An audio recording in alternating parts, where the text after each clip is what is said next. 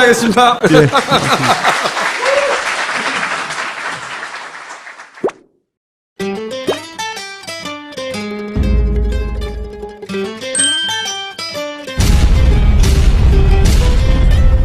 그날 저녁에 어머머, 그날 오후에 어머머. 혹시 보수가 좀 다시 한번 결집하지 않겠는가 하는 그런 막연한 기대감들이 몽글몽글 피어나고 있습니다. 네네. 그런 가운데 10일 토요일에 3차 촛불 집회에서 보면 대부분 자발적으로 참여했던 사람들에는 죄송합니다 보수가 더 많습니다. 근거가 있나요? 있죠. 네, 보수 세력이 더 많이 참가했다는? 예. 아, 있어요? 어떤 예. 겁니까? 제 눈입니다. 어머머. 저 그날 보면 그날 여러 차례 걸쳐서 가서 네. 다녀보면 알아요. 알겠습니다. 그리고 이거는 황택순 평론가님 개인 의견이라는 점 일단 밝혀주세요. 당시 정의당에서는 종로에서, 종로 1가에서, 네네. 그다음에 국민의당과 더불어민주당은 저 청교 광장에서 했는데 네. 사실 그렇게 사람들이 많지 않았어요. 네. 오히려 보면 자발적으로 참여한 사람들이 한 100만 가까이 되는 겁니다. 이수호 전 전교조 대장이 중심에서 뭐 이름이 좀 복잡하던데 뭐 참교육 청년 거기서 보니까 지금 보면 온라인으로 학생들을 갖다가 매일 거기다 9,000원 내면 실어나를 그런 광고를 하고 있다는 거예요. 실어 나른다는 표현 적절하지 않은 것 같아요. 실어 나르는 참여하는데 실어 나르는 겁니다. 참여하는데 회비를 실어 나르는 편의를 겁니다. 제공하는 실어 나르는 겁니다. 큰 예에서 실어 나르는 겁니다. 아니 지방에서 학생들이 동원입니다. 올라오는 데 동원입니다. 동원입니다. 교사의 한 사람으로서 학생을 인솔할 책임하고 실어 나르기 위해서 모집한다는 건 정말 적절치 않습니다. 황당 주장의 대가 황태순 씨. 촛불 집회 참여자보다 보수가 더 많다며 억지 주장을 펴면서도 그 근거는 내 눈이라고 합니다. 진행자도 동의 못하는 이런 황당한 식의 주장을 펼치는 황태순 씨. 게다가 촛불 집회에 참여한 학생들을 향해 동원됐다, 실어 나른다며 무시, 폄훼하는 발언을 쏟아냈습니다. 반박하려는 상대방의 말을 가로막는 것은 기본입니다. 이런 종편 출연자 정말 괜찮을까요?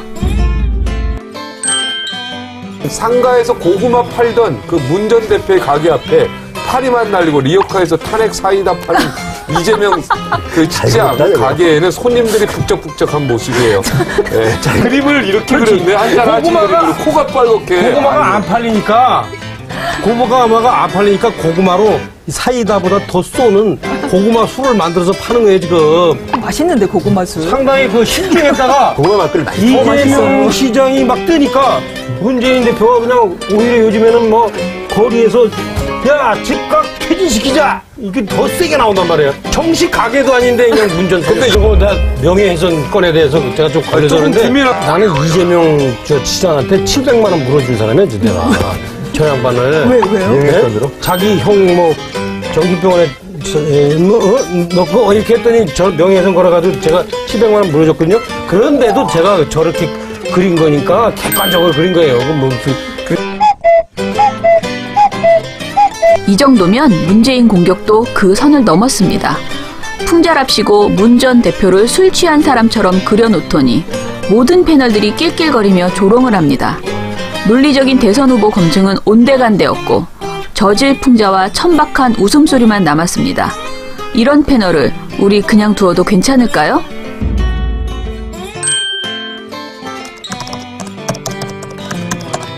체육특기생은 그거 뭐 이렇게 굳이 공부를 잘할 이유가 없잖아요. 그냥 학교만 그냥 무사히 졸업하면 되니까. 무사히 졸업하면 되는데 그 무사히 졸업하는 것도요. 상당 부분은 체육특기생이 또 저런 식으로 학부모 덕택이라든지 뭐 이런 식으로 해서 졸업을 해요. 실제 학교 거의 안 나가고 그다음에 근데 제가 아는 체육특기생 김연아 선수의 경우는 고려대도 2번이나 거기도 올림픽 나간다고 2번이나 이제 F 맞고 F 학점 2개를 하고 받았죠. 마지막에 아주 오랫동안 학교 다녀서 또 열심히 또 공부해서 졸업한 체육특기생도 있을 아니 거라는. 그러니까 이제 김연아 씨 같은 경우는 고대에서 사실 김연아 씨도 만약에 F 2개 맞아서 김연아 어머니가 가서 고대하고 어떻게 이렇게 해서 대충 넘어가고 그랬으면 아마 김연아 씨 그 이후에 공부 안 했을 거예요. 그러나 고대는 그렇게 하면 안 된다고 했기 때문에 가혹하게 F를 준 거 아니에요. 그러니까 그게 이제 그런 학교의 차이도 있지만 체육특기생 간의 일반적인 그런 특징들도 있다. 그런 얘기를 알아야 됩니다. 최병국 씨는 대통령을 옹호하기에 바쁩니다. 정유라 씨의 학사 비리를 일반적인 상황이라고 옹호하면서 심지어 김연아 선수도 고려대만 아니었다면 최순실처럼 어머니가 해결해줬을 것이란 말도 안 되는 억지까지 부립니다. 분석과 비판은 어디 가고 맹심만 남아있는 최병국 씨. 이대로 괜찮은 걸까요?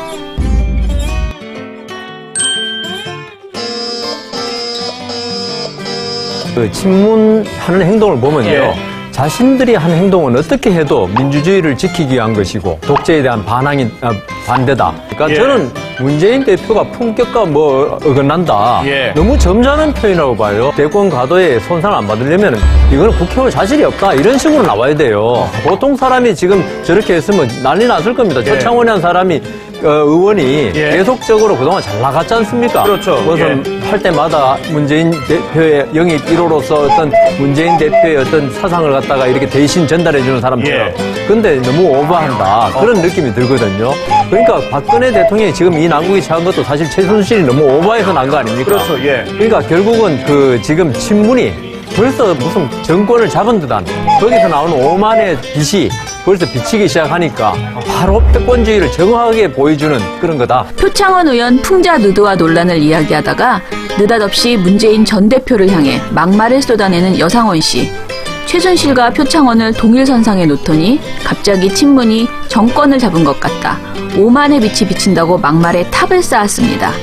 근거도 없이 감정 섞인 비난을 해대는 패널을 그냥 보고 있어야만 할까요? 그 이전에는 성매매 하셨죠?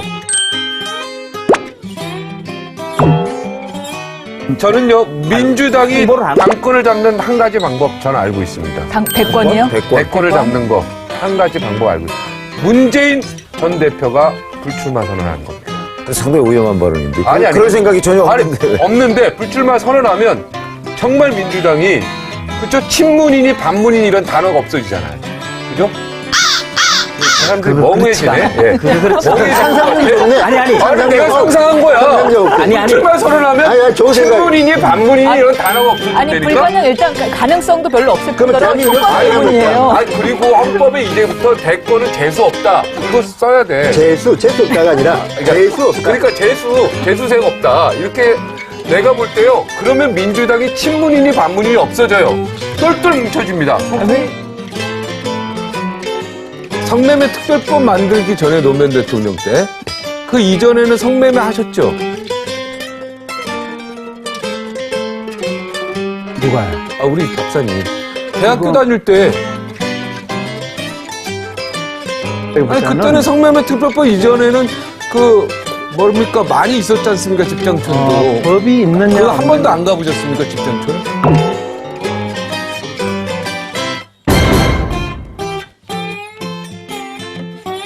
TV조선 박종진 앵커의 과도한 성에 대한 집착이 또 다른 막말을 만들어냈습니다. 김경재 자유총연맹 회장이 DJ 밀사로 북한을 방문했을 당시 일화를 듣던 중 나온 막말입니다. DJ라는 분이 북한에서 상당히 유명한 이름이더라고요. 네. 그러니까 거기에 밀사로 왔다고 하니까 대접을 아주 대단했습니다. 네. 그리고 제가 수행원 두 사람들에게 맨날 아침 저녁으로 제가 7박 8일을 했었는데 네. 조심하라고 그냥 몇 번 가는 것보다 미인 투성이니까 조심하라고 몇 번 경고를 하고 그랬습니다. 미인들이 막 방 안에 들어오고 그랬습니까? 다른데? 뭐 서비스라고 들어오긴 했지만 꼭 두 사람이 짝을 지었었거든요. 아무튼 안마에 들어. 제가 한 것이 고려호텔 1202호인가 3호인가 하는 네. VIP 룸인데 네. 엄청난 룸이에요. 네. 방도 좋고 또 보고 하기를 햇볕 정책을 왜 근데 그 안마 얘기를 얘기 안 했어요? 2명의 여성이 들어온 거. 왜 북한에서. 무슨 그러니까 방에 2명씩 들어왔다면서요? 아니 이제 무슨 심부름 알아? 심부름 알아도 알았어요. 거죠. 심부름 그냥 살짝 넘어가는 것 같아서. 예. 천만에. 근데 그리고 나서요. 그리고 자, 또 이제, 제가 거기에 걸려 들어가겠습니까? 예, 알겠습니다. 걸려 들어갔다면 큰 소리 칩니까? 이제? 도청하는 거 알고서 딱 정지했다. 오케이. 그리고 헐, 박종진 앵커 도대체 뭘 딱 정지했다는 것일까요? 박종진 앵커는 방송에서 말도 안 되는 변명만 늘어놓는 영혼 없는 사과도 했습니다. 현직 부장판사의 성매매 사건을 주제로 대담을 하던 중에 출연자 황상민 박사에게 성매매 특별법 이전에 성매매 경험이 있느냐 이렇게 물었었는데요. 불편한 방송을 했다는 시청자들의 의견이 일부 있었습니다.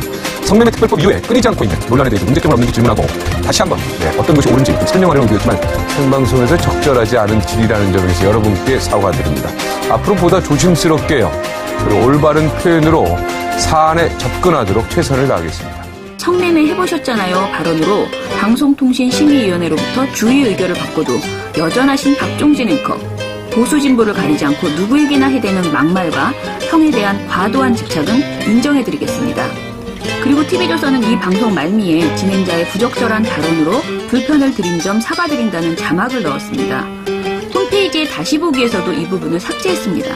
하지만 종편대치 프로젝트의 날카로운 눈은 피할 수 없었습니다. 당연히 경고 관계자 징계를 받아야 마땅한 발언에 주의를 의결했던 혼방망이 처분의 종결자 방심이 이번에는 어떻게 나올지 궁금하네요.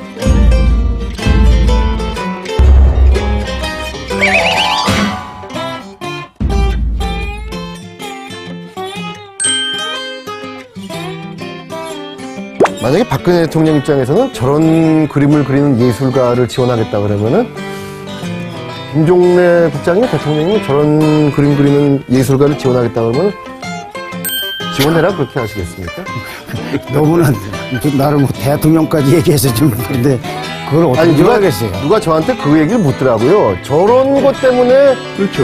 아니 오늘 제가 그런 질문 2번이나 받았어요. 이거 관련해서 저런 것 때문에 블랙리스트가 나온 거고 블랙리스트를 만들고 한 거 아니냐. 제가 오늘 대부분 대부분 얘기를 좀 알아요. 그 내용 그렇단 말이에요. 이게 영어로 남을 사람이 정리해 줬으면 예술인답게 그러니까 좀 정식해서 지금 좋은 나라로 그렇게 하는 거 아니 뭐라 합니까? 그러니까 너무 노골적으로 저렇게 하니까 블랙리스트가 나오는 거예요. 제가 받은 그 질문에 어떻게 답하시겠습니까? 그래서 저는 뭐 그거하고 저거하고 블랙리스트하고 저거하고는 좀 다른 문제 아니야? 이렇게 이제 얘기했습니다만 어떻게 답하시겠어요? 그래서 꼭 저런 것들 때문에 그러니까 저런 그림들이 그려지고 이렇기 때문에 박근혜 정부에서 블랙리스트를 만든 거 아니냐. 말하자면 그런 식으로 저한테 물어봤어요. 거기 어떻게 답해요? 그 요지는 무슨 얘기인지 알겠죠? 예, 알겠습니다. 도가 지나친 것들이 있으니까 또 그 반작용으로 블랙리스트 만들고 이러지 않았겠냐. 이런 얘기인 것 같아요. 그러니까 JTBC가 이번 최순실 사태 취재 과정에서 통상적인 취재 활동을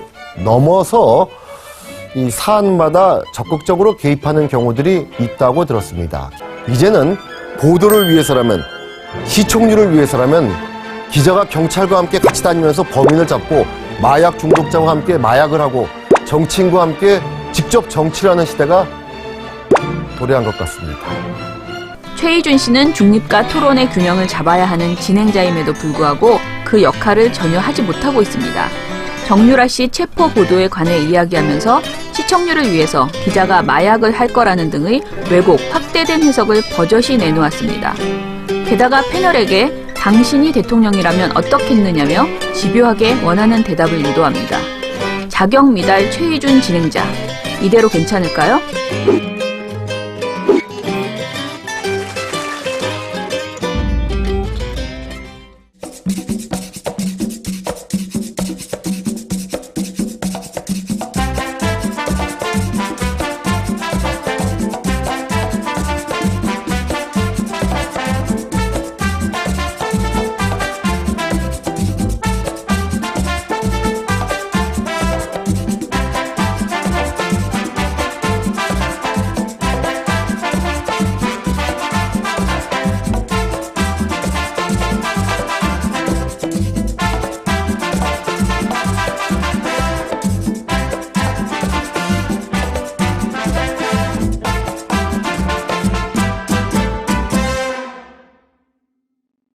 주신 게임 학원, 게임 개발자가 되고 싶은 분들 있을 수 있죠. 네. 게임 개발자가 되고 싶은데 의지가 약한 분. 열심히 하지 않으려고 해도 열심히 하게 되는 곳입니다, 여기선. 네. 주신 게임 학원. 스파르타식입니다. 게임 학원도 스파르타식이 있군요. 진짜 게임 개발자가 되고 싶으신 분들은 주신 게임 학원 문을 두드려 보세요. 주신 게임 학원에 들어가고 싶은 분들은 스파르타식을 해요. 딴지마켓에서 소개 페이지를 보실 수 있다. 자, 팀스퀘어. 내 손안의 귀에 팀스퀘어 앱인데 이 앱을 설치를 하면 가수가 되고 싶거나 영화 제작을 하고 싶거나 또는 새로운 사업을 스타트업 하거나 그런 기회를 공유할 수 있다네요? 이런 앱은 처음인 것 같은데. 일거리도 공유되고, 비즈니스도 공유되고, 가수가 될 수 있는 기회도 공유되고, 영화 제작에 참여할 수 있는 기회도 공유되는 기회를 공유하는 앱. 팀스퀘어. 네. 착한 콜 꽃배달. 승진, 취임, 결혼 등 봄과 어울리는 꽃으로 당신의 마음을 보내보세요. 프레지아를 선물하기 좋은 계절입니다. 착한 꼴 꽃배달은 가격의 5%를 기부합니다. 청와대에 근조화환을 구매해 보내신다든가. 총리실로 승진 꽃배달은 안 됩니다. 꽃생각도 해주세요. 꽃배달 번호는 1800-9222입니다. 다음은 미화수 5곡 발효 화장품인데요. 정제수 대신에 발효 여과물, 쌀, 보리, 발효 여과물로 만든답니다. 유기농 성분이 95% 이상이고 화학 방부제, 인공향료, 인공색소 등을 넣지 않아서 몸에 좋답니다. 흡수가 빠르고 영양은 피부 깊숙이 진하게 전달됩니다. 제가 쓰는데 좋아요. 딴지마켓에서 확인하세요. 헌법의 상상력이라는 책인데요. 아마 기억하실 거예요. 파파이스 언제 나오셨죠? 한국사 국정교과서 국면에 나와서 문제점을 많이 지적한 심용환 선생, 이분이 낸 책입니다. 그래서 언젠가는 정말 제대로 된 개헌을 해야 되지 않겠습니까? 헌법에 대해서 얘기하는 책, 헌법의 상상력. 오늘 일찍 오신 방청객들에게는 선물을 했다는데요. 많이 구입해 주십시오. 우리는 왜 역삼동 주택을 방문했는가? 영화 제목 같죠? 예. 몇 주 전에 시내 21 김성훈 기자가 잠깐 나와가지고, 모태펀드 얘기를 했어요. 어버버버 하면서. 얘기 잘하던데요? 정부가 모태펀드를 이용해서 자기들이 원하는 색깔의 영화를 만들어 왔다. 이런 의혹을 제기한 거죠. 시내 21에. 김성훈 기자가. 이 후속 취재를 하다가 굉장히 놀라운 발견을 합니다. 이거는 그 콜라보에 의해서 발견된 건데 뭐냐면 아직 어떤 의원실인지는 밝힐 단계가 아니어서 그냥 한 의원실이라고 할게요. 한 의원실에서 전혀 다른 종류의 추적을 하고 있었어요. 이 보수 단체들, 수상한 보수 단체들 많잖아요.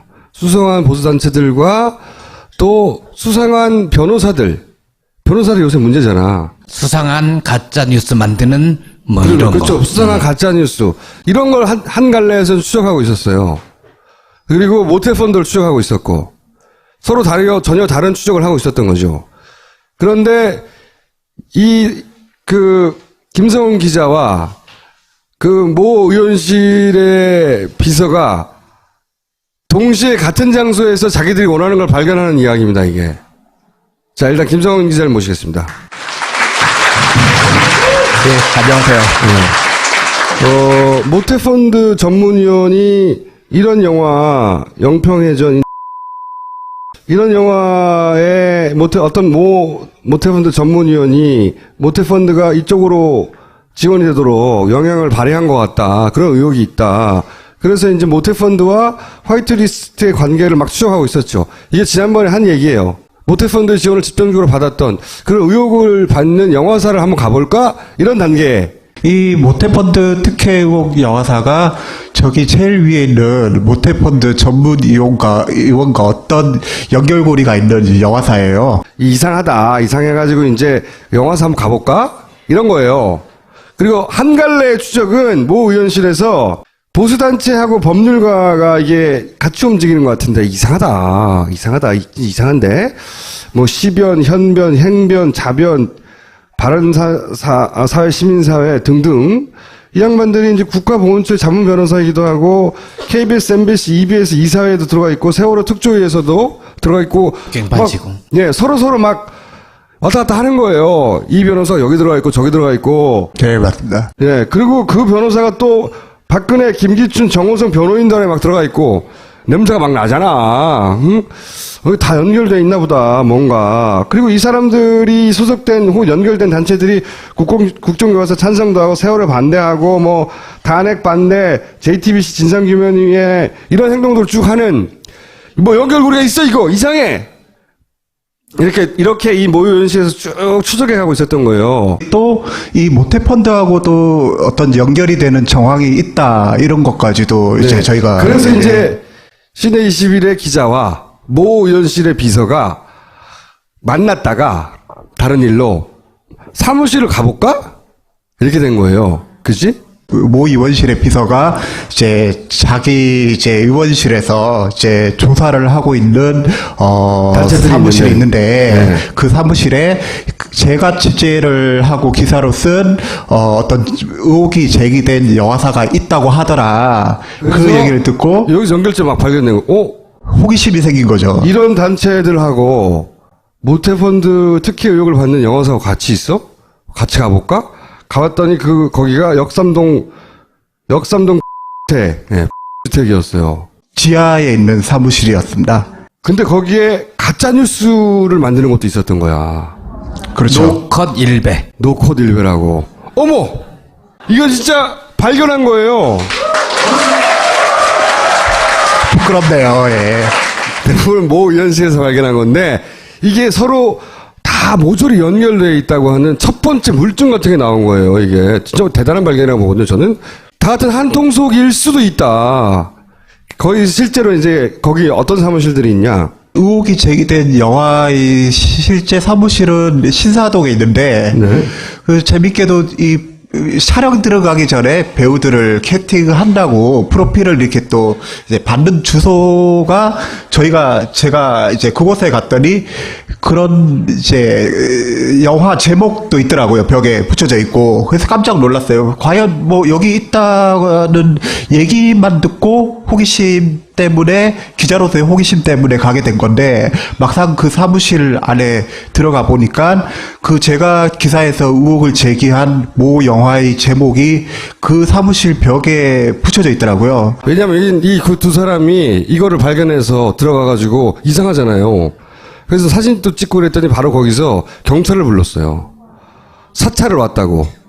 이 사람들은 사찰을 간 게 아니라 정말로 각각을 추적하다가 들어간 건데 그쪽에서 거꾸로 사찰을 왔다가 경찰한테 잡혀갔어요. 이 사람들이. 그렇죠. 업무 방해 혐의로 잡혀갈 수 있죠. 건물에 무단으로 침입했다고 한 거지. 건조물 침입죄로 현행범 체포됐습니다. 근데 현직 기자하고 현직 의원실 소속인데 36시간요? 36 내지 7시간 정도 조사를 받았습니다. 거기서 굉장히 이게 별거 아니거든요. 이게 대부분 기소도 안 되고 기세 대봐야 이런 거는 뭐 몇십만 원으로 끝날 일이에요. 근데 이 사람들을 그렇게 오랫동안 붙잡고 있었어요. 오랫동안 붙잡고 있었고 붙잡아서 조사를 받다가 알게 됐어요. 더 구체적으로. 왜냐하면 그쪽에서는 이 사람들이 다 알고 왔다고 생각한 거야. 그렇죠. 저희가 전혀 알고 있었던 거는 아까 앞장에서 봤던 그 정도 요 정도 정보밖에 없었는데 경찰 조사를 받는 과정에서 알게 됐어. 자세히. 김 기자는 뭐 이 건물에 이러한 단체들이 있다는 걸 알고 있었으니까 알고 찾아왔냐. 근데 저는 이런 단체들이 있는 줄 전혀 몰랐거든요. 경찰 조사에서도 밝혔고. 내가 보기에는 들켰다고 생각하고 그쪽에서 뭐를 알고 있는지 캐묻는 과정에서 거꾸로 알게 된 거예요. 더 자세하게. 진짜 참 편하게 한다. 네. 한겨레 정치부나 사회부가 아닌 영화 잡지 기자가 왜 여기 왔냐. 네. 모태펀드 때문에 아까도 거기는. 모태펀드를 설명 들었는데 그 잘 모르시더라고요. 모태펀드에 대해서. 모르지. 영화 전문지 기자는 알지. 거기서 갔더니 그래서 알게 된 게 뭐냐. 거기 뭐 노컷 1배도 있고요. 그 건물에. 예, 맞습니다. 그 다음에 대한민국 올바른 교육 땡땡땡, 공교육 살리기 땡땡땡, 국가교육 땡땡땡, 사단법원 한국 땡땡땡 이게 다 있는 거야 거기에. 이런 단체들이 실제로 우리가 그 집회, 촛불 집회가 아닌 그 맞불 집회, 응? 보수 집회도 아니죠. 박근혜 집회에 매일 나가는 사람들을 구성하는 단체인 거예요. 그리고 이 단체들이 이때까지 국정교과서, 세월호, 뭐 JTBC, 탄핵 이런 걸 문제 삼던 것이고 거기에 이런 단체와 연관된 사람들이 다 박근혜 변호인단이나 정호성이나 김기춘 변호인단에 들어가 있던 사람들이고 그 사람들이 KBS, MBC, 이사회, 세월호 특조위, 국가보훈처 자문 이런 사람들이고 이 건물 안에 또 모태펀드 우리가 의혹을 가졌던 화이트 리스트가 지원된 거 아닌가 모태펀드를 통해 그 지원을 받았다고 의혹을 받는 영화사가 거기 있더라는 거지. 근데 그 건물이 커요? 저렇게 많은 단체가 들어가요?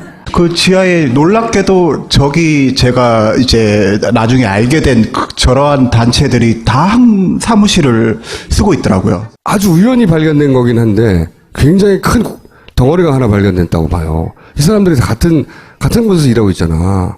이거 굉장히 큰 의혹이에요, 사실은. 청와대, 그 다음에 집회, 또는 그 화이트리스트 지원, 돈, 가짜뉴스, 다 연결된 거 아니야? 이 대빵이 누구야, 이게?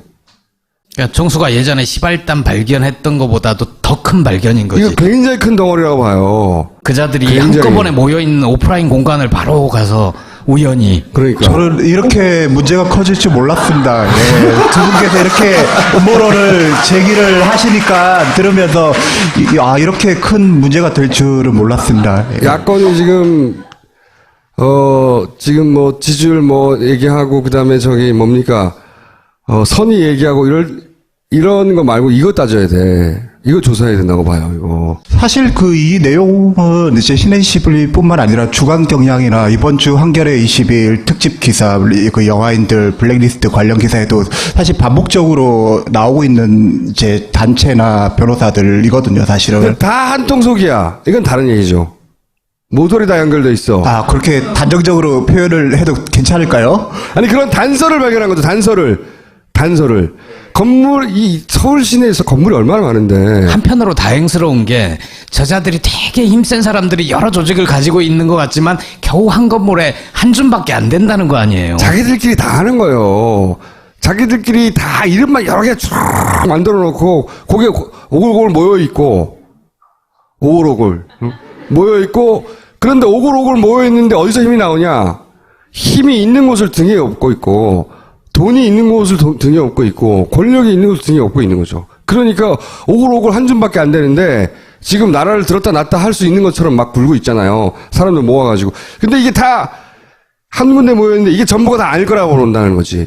왜냐하면 가짜뉴스가 한 군데서만 생산된 게 아닌 것 같거든요. 그렇죠. 여러 군데서. 나는 이런 전진기지를 하는 역할, 그러니까 베이스 캠프 역할을 하는 곳이 여러 곳에 있을 수 있다. 이거 계속 지지할 거랍니다. 박수 부탁드립니다. 앞으로도 잘 부탁드리겠습니다. 감사합니다. 응원은 잘하던데 야구는 좀 하니? 언니보단 잘할걸요? 1번만 안 갔어도 형 기록 다 내 건디. 야, 이게 지금 돌았네, 지금 레전드 앞에서. 붙어볼까? 붙어볼까? 다양한 구질로 더 짜릿한 승부. 스크린 야구의 레전드 야구전. 여보, 비대가 또 안 되네. 아, 또? 얼마 전에도 돈 좀 들었잖아. 애플 비대로 바꿔보세요. 3년 동안 AS가 공짜니까요. 어? 3년? 품질로 승부하는 애플 비대. 딴지마켓에서 판매 중입니다. 네? 잠시만, 무슨 비대라고? 애플 비대. 퇴진행동 나와주세요. 네, 안녕하세요. 저는 퇴진행동에 함께하고 있고요. 빈곤사연대에서 활동하는 김윤영이라고 합니다. 퇴진행동 공동상황실장입니다. 박진입니다. 영상을 하나 들고 나오셨네.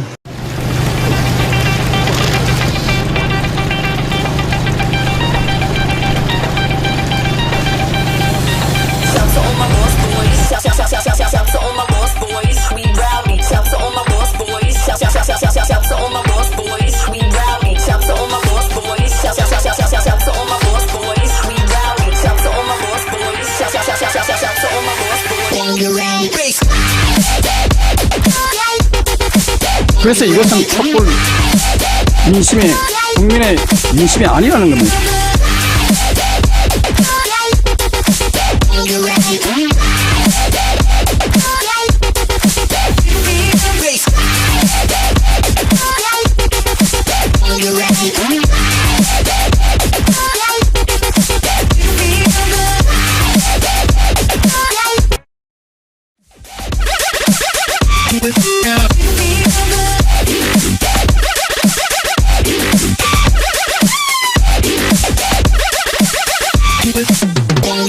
특검은 오늘 황교안 대통령 권한 대행에게 수사기간 연장 신청서를 제출하였습니다.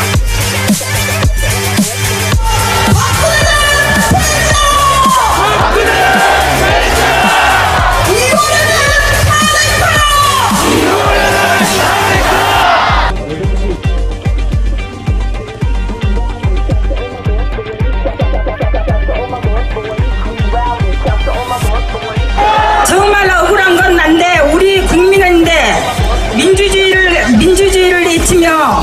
모습을 보고 국민의 한사로서 너무나 화가 났습니다. 그래서 외쳤습니다. 나도 모르게. 연병하네, 연병하네, 연병하네!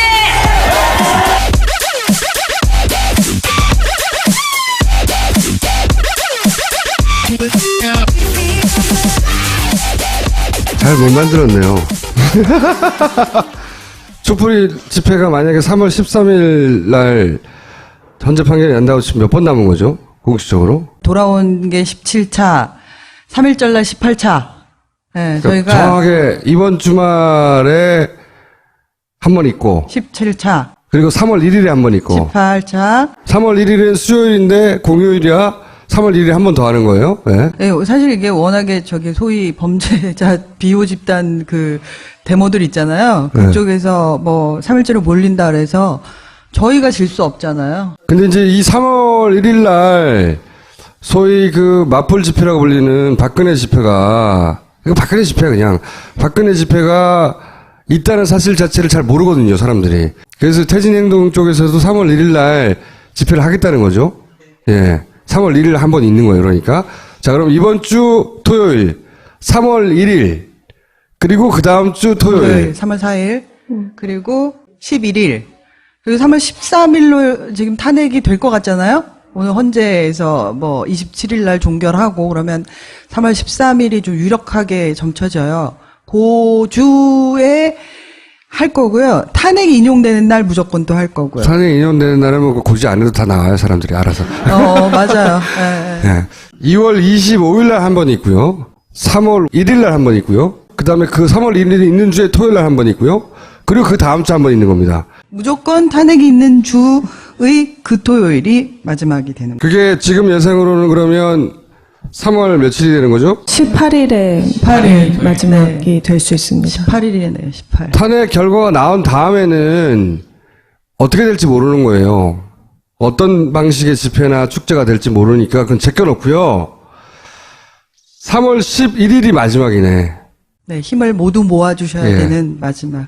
지금 헌재가 마지막까지 3월 13일까지 다 쓸 것 같으니까 그런 전망이 많으니까 3월 11일은 무조건 비워두시고 그리고 가능하면 3월달 2번 3월 4일과 3월 11일은 시간을 비워두고 꼭 나오시라. 이 3월의 첫 번째 두 번째 토요일은 휴가를 간다고 생각하고 비워두세요. 꼭 참석해야 한다.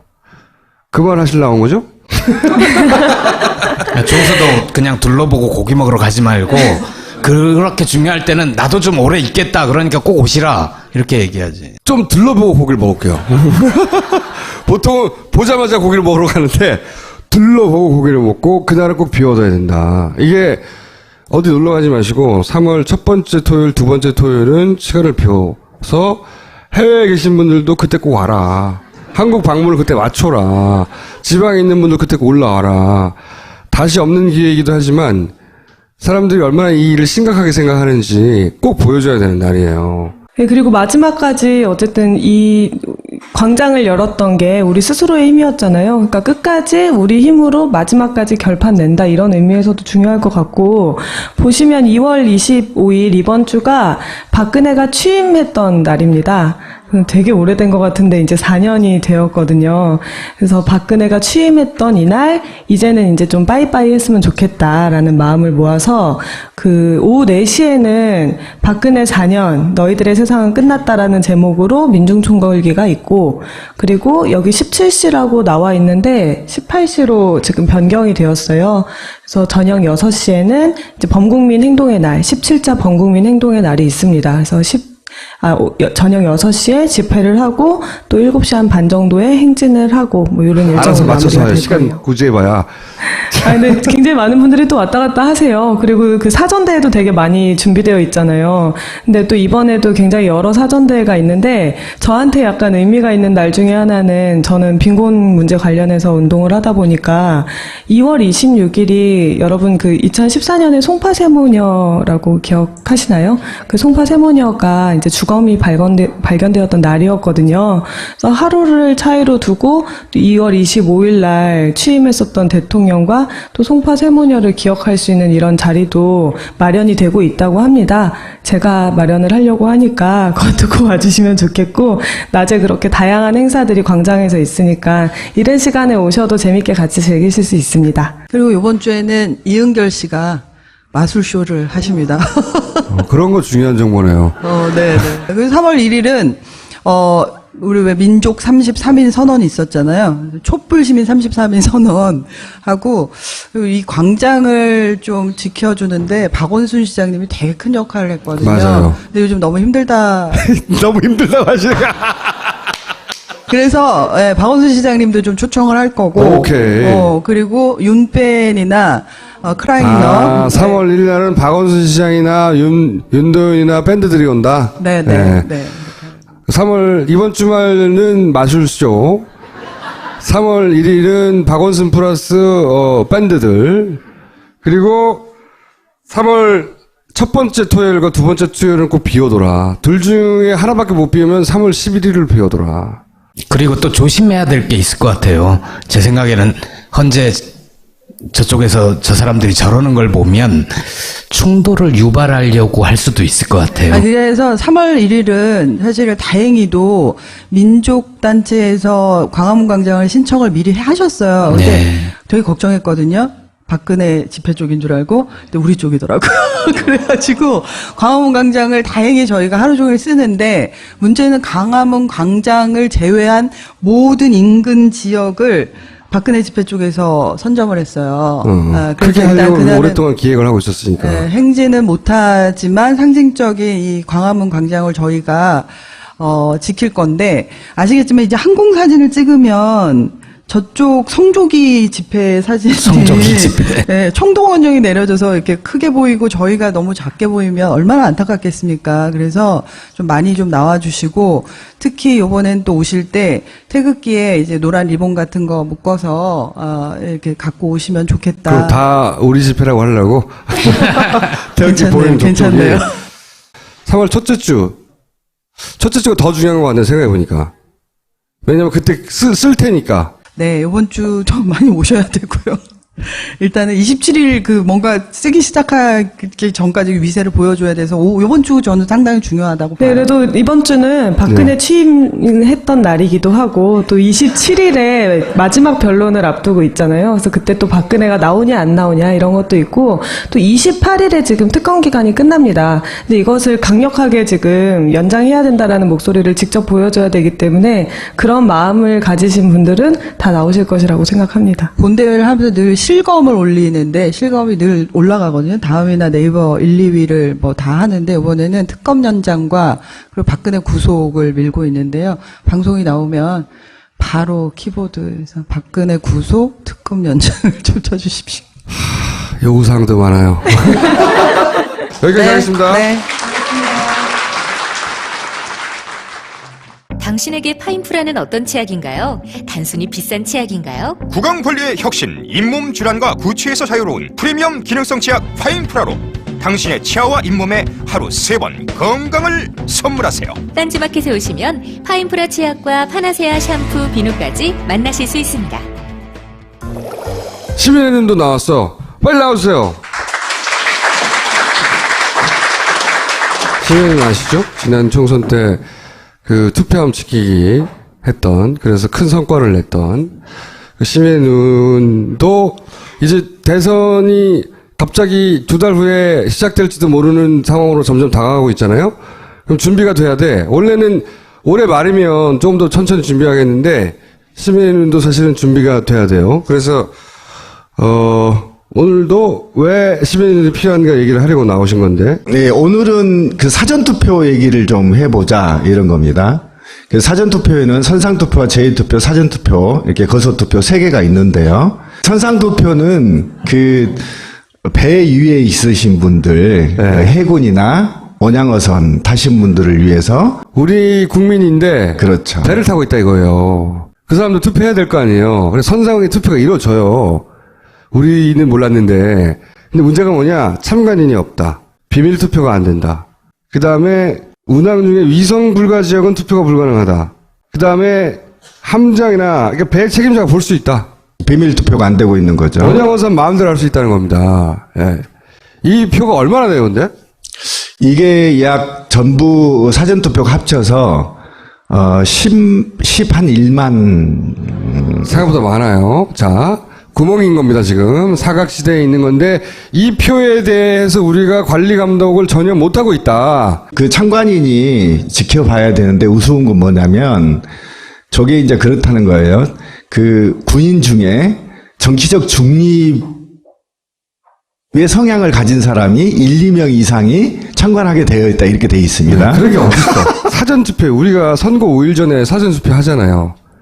그 동네에 살지 않고 혹은 그 동네에 사는 사람인데 출장을 간다든가 그때 투표를 못할 것 같으면 5일 전에 투표를 하도록 이틀 동안 그렇게 법을 만들었잖아요. 그래서 새누리당이 투표에 올라가는 거 진짜 싫어하는데 이걸 왜 허락했을까? 이상하다 했던 그 사전투표. 그렇죠. 그때 배에 탄 사람들이 투표를 한다고 사전으로. 근데 문제가 뭐냐면 예를 들어서 해군 같은 경우에 참관인이 없고 원양어선도 참관인이 없는데 해군은 군인 중에 정치적 상향이 중립인 사람을 참관인으로 시킨다는 말도 안 되는 규정이 있다는 거죠. 말도 안 되는 거죠. 자, 근데 그게 10만 명이 넘는다. 이게 구멍이다. 또 하나. 자, 거소투표가 뭐예요? 그 장애인들 있잖아요. 장애인 시설. 복지원, 복지원, 장애인 노인 시설, 뭐 이렇게 돼 있고, 그 다음에 또 한 가지가 뭐냐면, 시골의 어르신들, 나이 많이 드시거나 이러신 분들은 투표를 못 하잖아요. 가서. 그럼 미리 사전투표, 거소투표를 신청하고, 그 투표용지를 받아서 집에서 볼펜으로 동그라미를 치고, 이장이나 반장들이 갖고, 그것을 집어넣거나 가족이 집어넣거나 하거든요. 그러니까 그걸 통틀어 거소투표라고 하는 거예요. 거소투표라는 게 투표장에 못 오는 사람들, 한마디로 말하면 그런 사람들을 위한 투표 방식인데. 네. 그래서 그 사전투표의 전체의 투표를 성북구 갑 지역과 을 지역을 비교를 해봤어요. 구체적 사례를 드는 겁니다. 사례를. 거소와 선상만 따지는 거예요. 그래서 다른 게 다 본투표는 제외합니다. 자, 그런데 이제 여기서 보면 보통 1번과 2번이 누군지 아시겠죠? 2번이 아랑이겠죠? 예, 그러겠죠. 보통 전체 투표가 5만 7천 대 4만 3천이 나왔고요. 사전투표 아시죠? 이게 약 21% 정도 진행되는 투표인데요. 여기에도 2배 정도가 2번이 많이 받았죠. 그 다음에 제2투표를 한번 보십시오. 제2투표는 3배 정도를 더 많이 받았죠. 그런데 사전투표만 역이 됩니다. 2번이 50표를 받고 재국민은 68%를 받아서 요 2번이 이긴단 말이죠. 여기서는. 예? 그리고 그런 1번은 여기서는 22% 져요. 근데 선상과 거소에서는 이게 역전이라고요. 예. 배를 타는 사람들만 1번을 좋아해. 이게 프로테이지가 비슷하게 나와야 되잖아요. 비슷하게 나오거나 조금밖에 차이가 안 나야 되는데 그 시설에 있는 사람들이나 배를 타는 사람들은 1번을 좋아해가 되는 결과가 나오는 거예요. 또는 시설에 있는 장애인들은 유독 1번을 좋아하거나 그렇게 되는 거죠. 굉장히 의심스러운 결과죠. 그건 똑같습니다. 2번에도 두 번째 사례도 비슷하게 나오죠. 네. 이건 갑이고 성북을도 마찬가지라는 얘기입니다. 그렇죠. 네. 거소와 선상, 우리가 관리 감독이 제대로 안 되고 있다고 생각하는 여기서는 1번, 2번의 득표가 뒤집어서 나온다. 근데 꼭 뒤집어서가 아니라 1번을 좋아한다는 거예요. 1번이 이길 수도 있지. 그런데 1번을 더 좋아하는 거지. 항상. 근데 2배 이상의 차이가 난다는 건 이거는 관리상의 문제가 있다. 이렇게 이상하다고 생각해 볼 근거가 되는 거죠. 그 다음에. 아까 말씀드린 대로 재투표랑 선상투표와 거소투표를 하지만 11만 표가 넘어가고 있죠. 적은 숫자가 아닙니다. 그리고 문제는 거소와 선상은 투표율이 91.6%가 넘는다는 겁니다. 90%가. 투표율이 이렇게 높아요. 몸이 성하지 않은 분도, 국내에 있는 분들도 투표율이 70% 80%인데 이분들은 90%가 넘어요. 굉장히 놀라운 수치죠. 90%가 넘는다. 90%가 넘는데 그분들이 1번을 찍는다. 숫자 1도 좋아하고 투표율도 엄청나게 높은 거예요. 그분들이. 그러니까 이게 논리적으로 말이 되려면 1번을 좋아해야 장애가 생긴다. 이렇게 말해야 되는 건데 말이 돼요? 말도 안 되는 거기 때문에 이 통계는 의심해 봐야 하는 겁니다. 그렇죠. 그래서 의심해 봤더니 다음 장 보시죠. 2010년도에 부정 사례가 52건이 적발이 됐고요. 19대 총선에서 총 17건이 부정이 적발됐습니다. 그리고 18대 대통령에서 43건이 적발이 됐고요. 그 다음에 이 위에 보면 19대 유독히 많았는데 국건, 수사거래 2건, 경고 6건, 17건 이런 식으로 쭉 그동안에 이거는 사전투표에만 적발된 거예요. 본투표를 제외한 겁니다. 이거는 이제 하나의 단적인 예인데요. 19대 대선 부재자 투표소 설치 현황인데, 그러니까 부재자 투표 설치를 하겠다고 한 곳이 542곳입니다. 근데 기관 시설 설치에 투표소를 설치한 곳이 117곳밖에 되지 않습니다. 그러면 431곳이 설치 않고 그냥 투표를 했다라는 겁니다. 이해가시죠? 서울특별시에 총 38개를 설치하겠다고 신고를 했는데 특별시에 시설에 4개밖에 설치를 하지 않았다는 거죠. 그럼 나머지는 비밀투표가 보장되지 않았다? 이렇게 보셔도 되는 거예요. 혹은 대리투표를 했다. 그렇죠. 동영상 한번 보시고 얘기하겠습니다.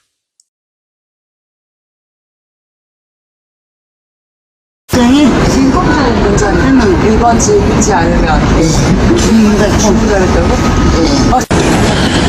그거 찍은 거 찍고 안 된 건데 옆에서 어떻게 거지 말로 한 거지 말로 그거 안 하면 너무 갑자기 답 없다 답 없다 그런다고요? 혹시 마음에 드는 사람 찍었어요? 아니 뭐 선생님이 찍으라고 그랬어요?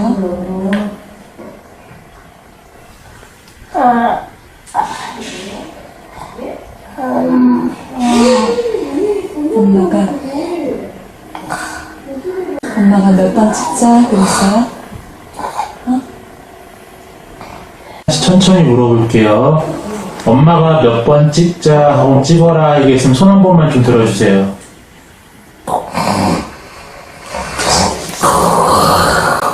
그랬구나. 이렇게 자기 표현 못하시는, 정확하게 못하시는 분들도 많이 계시잖아요. 그죠?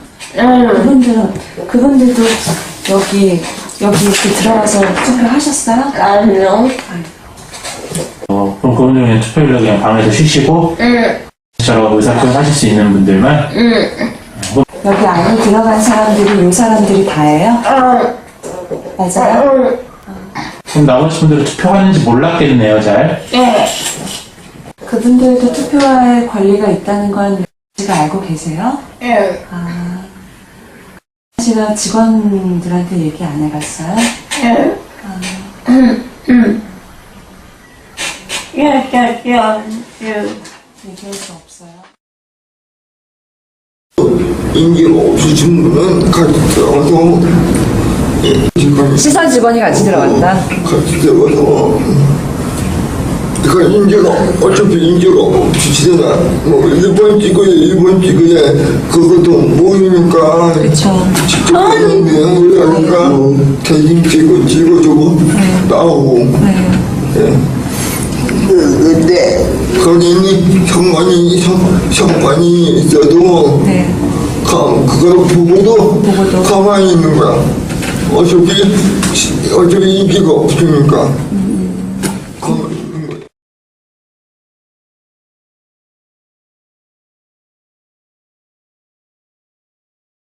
사실 적발돼서 보도된 사례들도 있어요. 1번 찍으라고 했다고 다. 이런 사례들은 2번을 찍으라고 벌어지는 일은 없어요. 진짜 꼼꼼한 거예요. 이거 사각지대에 있는 양반들인데 그런데 이 표가 적지 않다. 특정 지역을 저희가 깊게 확대를 한번 해봤습니다. 그래서 제가 모 소도시라고 얘기했는데 이 도시는 21만 정도 되는 도시인데요. 여러분들이 가장 좋아하는 도시예요. 굉장히 아름다운 도시입니다. 사법처리 현황이 부정선거가 적발이 돼서 사법처리 현황만 한 명이 늘어났더라고요. 최근 보니까 18명이 됐고요. 징역만 6월에 집행유예 2년까지 받았고 사회봉사 200시간 뭐 등등 쭉 돼 있습니다. 적발돼서 열린 사람들은 법적 처벌을 받긴 받았는데 그런데 위에 수치 빨간색을 한번 보십시오. 저렇게 거소투표를 장난쳤던 지역이 장난치지 않았다고 봐지는 지역과 상대 같은 지역입니다. 그런데 제3선거구에서는 95명밖에 거소투표가 발생되지 않았죠. 그런 4배죠.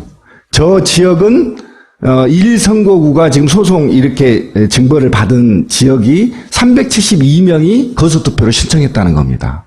그 지역에서 1번과 2번 당락의 차이가 최소 50표밖에 차이가 나지 않습니다. 이 동네 1선거구도 있고 2선거구도 3선거구도 있을 거 아니에요. 그렇죠. 이런 소위 범죄 행위, 거소투표를 대신해 주거나 뭐 했던 의혹이 있는 그 지역에서는 거소투표를 372명이나 했다고요. 등록된 사람들 중에.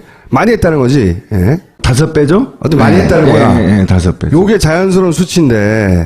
유권자 규모는 비슷했고요. 그렇죠. 예, 비슷했습니다. 비슷한 규모 중에 이게 여기는 동원됐다는 거죠. 동원.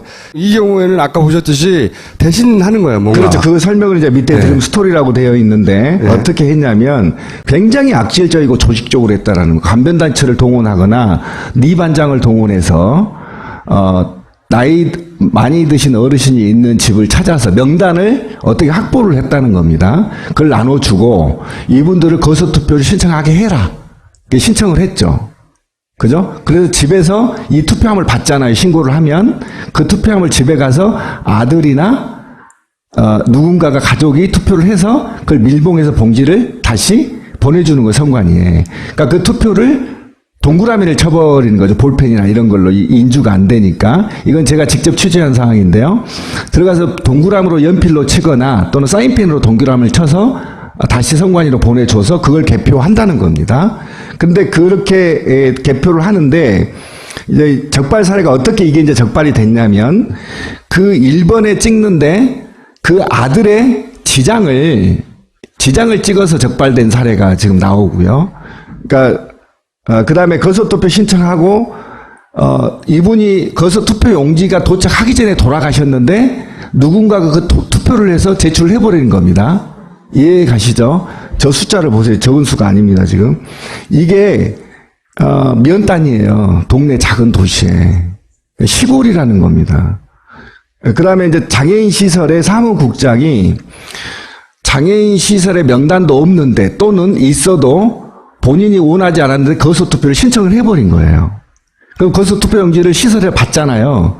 일괄 동그라미를 친 사례가 적발이 된 겁니다. 그런 짓을 했다는 거예요.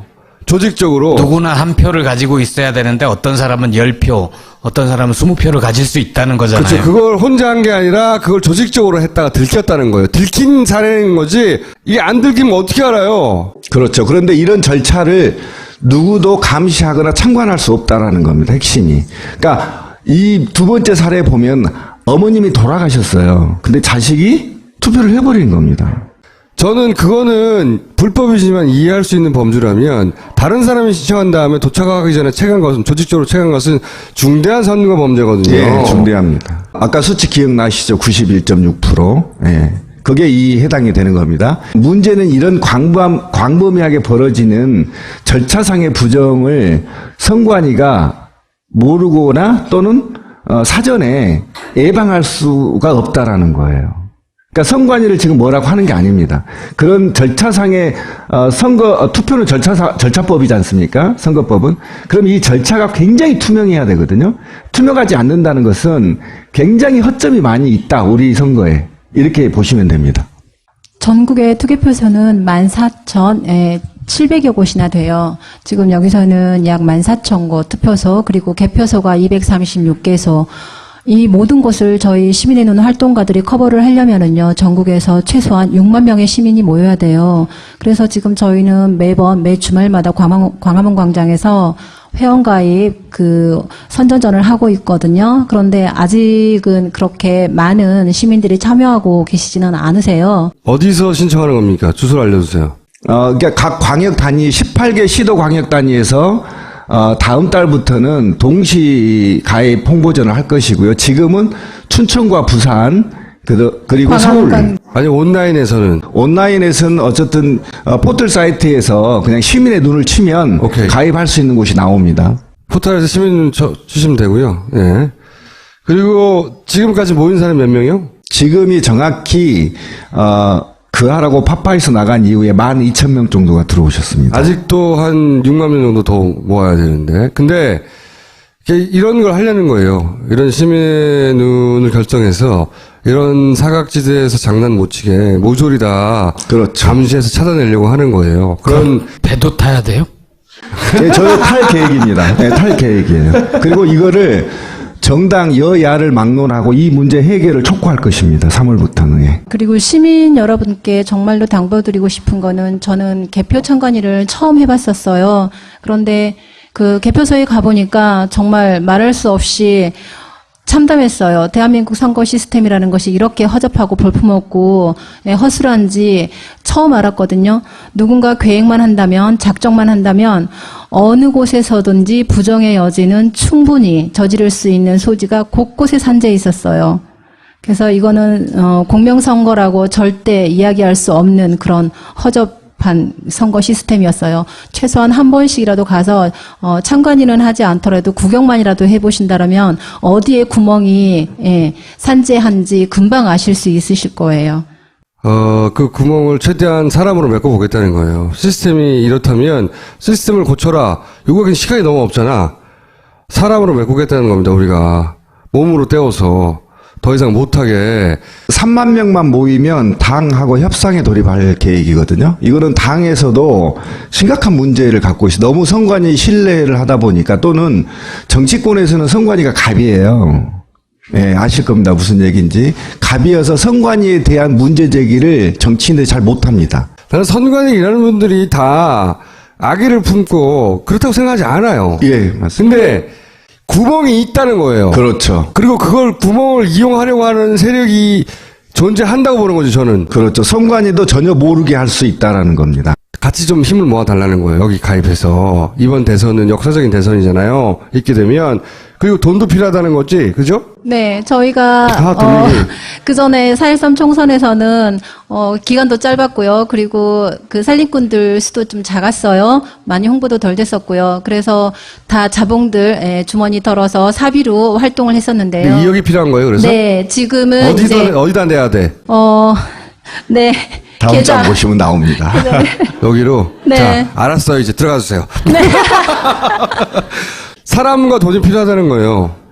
다른 데 가서 일을 하면 돈을 받아요. 그러나 여기서는 내 주권 지키자고 내가 돈 내고 내가 일을 합니다. 기업은행 010-9629-2500 네, 여기로 내 돈 내고 내 소중한 한 표 지키고 내 권리 지키고요. 빼앗긴 민주주의 다시 되찾읍시다. 감사합니다.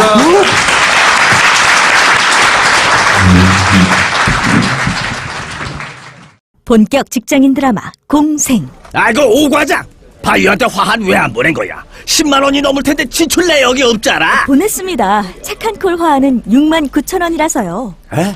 착한 콜? 1800-9222 정직한 가격에 착한 콜 꽃배달 서비스. 거기다 구매 금액의 5%는 어려운 이웃에게 기부됩니다. 딴지마켓의 검증으로 안심할 수 있는 1800-9222 착한 콜. 대리운전은 1800-9998 퀵서비스는 1800-9668.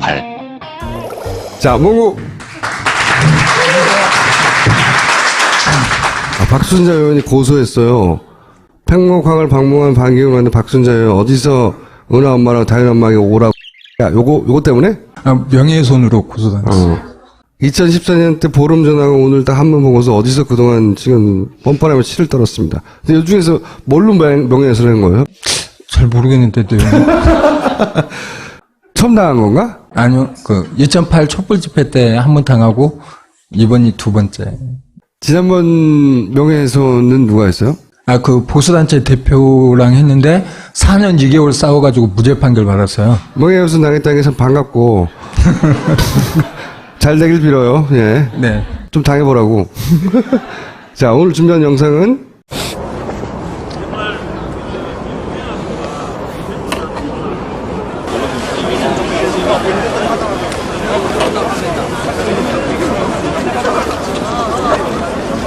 국정화라는 것이, 역사라는 것이 저는 그렇게 생각합니다. 수학처럼 어떤 공식이 있는 것이 아니라 역사를 받아들이는 입장에서 여러 가지 다양한 생각들이 있다고 생각합니다. 그것이 민주주의의 다양하라고 저는 생각하고 있는데, 그것을 요장 선생님의 개인적 이념으로 그런 역사를 우리 학생들에게 주입식으로 이렇게 가르친다는 것이 국정화를 반대한다. 반대한다! 반대한다! 반대한다! 교장 선생님 반대한다! 그리고 저희는 또 시위 준비하면서도 또 실망했습니다. 교장 선생님께서 피해자분들과 학부모님들에게 폭언을 입삼고 그 이후에는 도망치듯이 잠적했습니다. 저는 이것에서 어른들의 책임감, 교사의 책임감이라고는 전혀 느낄 수 없었습니다. 그리고 지금 역시 병을 핑계로 학교에 나오시지 않았습니다. 이것이 진정한 교사이고 교장 선생님이 맞습니까? 학교를 돌려달라! 돌려달라! 돌려달라! 돌려달라! 국정화를 철회하라! 철회하라! 철회하라! 철회하라! 여러분들도 아시겠지만 국정교과서에 대해 반대했던 여러 선생님이 본인의 직위에 해임당하시고 다른 선생님들로 교체당하셨습니다. 왜 국정교과서를 반대했던 선생님들만 교체당하셨습니까? 이것이 문명고가 그렇게나 자랑했던 왕따 없는 학교, 학교폭력 없는 학교입니까? 검증이 안 된 국정교과서를 그것도 전국에서 딱 한 곳 우리 학교에서 선택을 하겠다고 지금 신청이 됐습니다. 그것에 대해서 진짜 생각지도 못한 일이어서 너무너무 부모님들은 다 흥분하고 있습니다. 저는 역사를 너무 사랑합니다. 역사를 잘 알고 있고 역사 속에서 이 역사가 지켜지고 우리나라가 지켜진 것은 옳지 않음에 한가하는 작은 영웅들이 있었기 때문에 이 역사가 지금껏 지켜왔다고 생각합니다. 저도 옳지 않다는 걸 알고 있기 때문에 이 자리에 용기 있게 나왔습니다. 전번에 나향훈이랑 교육부의 작자가 우리 민중을 보고 개돼지라고 했습니다. 개돼지가 뭡니까? 가축입니다. 가축은 신념이 없고 명령하는 대로 따릅니다. 우리 학교가 국정화를 신청한 것도 우리 개돼지로 보기 때문이라고 생각합니다. 맞습니다! 우리 가축이 아님을 알려야 합니다. 맞습니다! 지금 이 자리에서 한가하지 않으면 우리 개돼지가 되어버립니다. 국정화를 반대한다! 국정화를 반대한다! 국정화를 반대한다! 국정화를 반대한다! 국정화를 반대한다! 국정화를 반대한다! 국정화를 반대한다! 국정화를 반대한다! 국정화를 반대한다!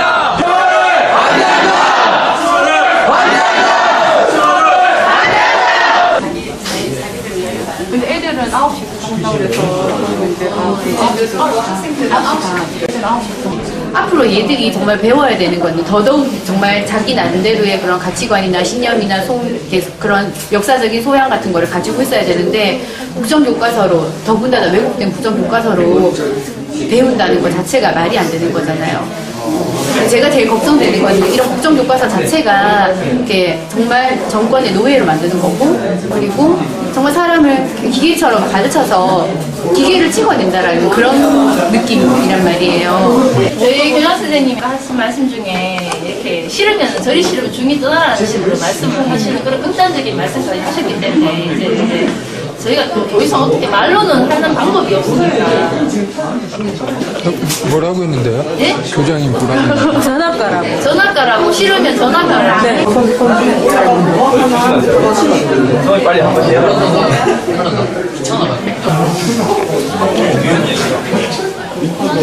애들 이제 뭐 하고 있을까? 지금 밥 먹고 있는 거 아이가? 자고 계시.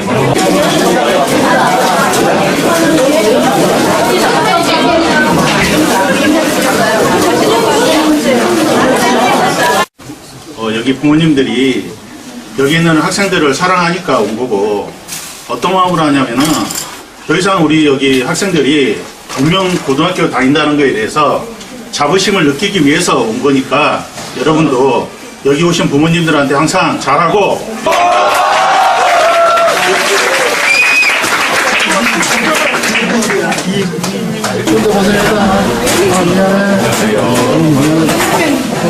앞으로 엄마도 이런 어떤 역사적으로 문제가 생길 때마다 회피하지 않고 행동으로 함께 풀어나가자. 우리의 미래를 위해서, 너의 미래를 위해서, 나의 미래를 위해서. 파이팅! 파이팅! 여기가 유일하게 신청한 것이고 아직 현재까지도 철회가 안 된 것이죠. 네.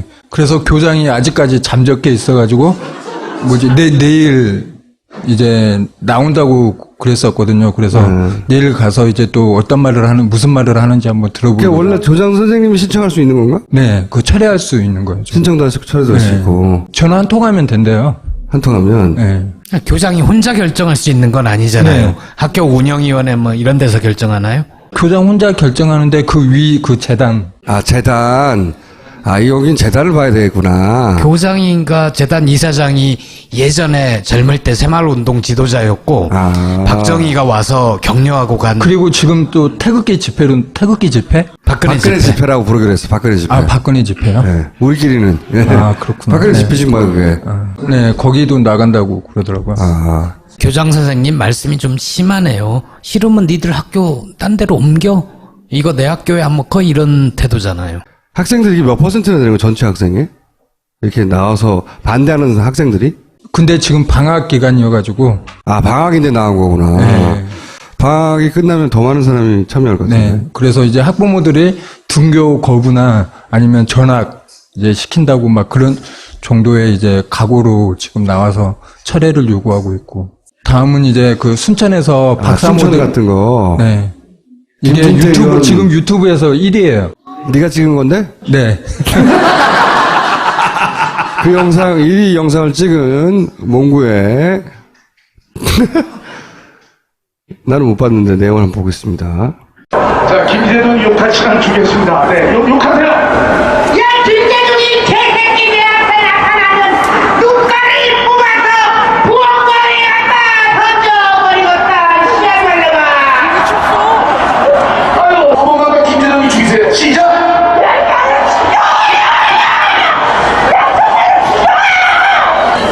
이런 얼굴도 못생기게 마음도 참 뭐같이 생기더라고. 그래서 내가 오늘 김재동이 뭐같이 털으러 왔습니다. 오늘 내가 일부러 소주 2병 먹고 왔어. 오늘 내가 재동이 이놈이 오면은 내가 뭐가지 막 확 비틀어버리고 내가 구속될랍니다. 김재동이 아예 발을 먹어버리자.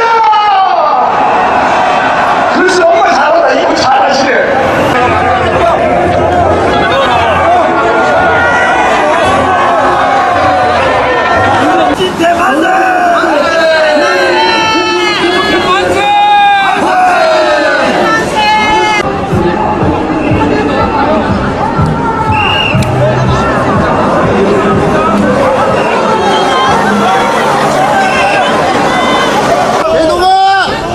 순천 유치원 쪽팔린다.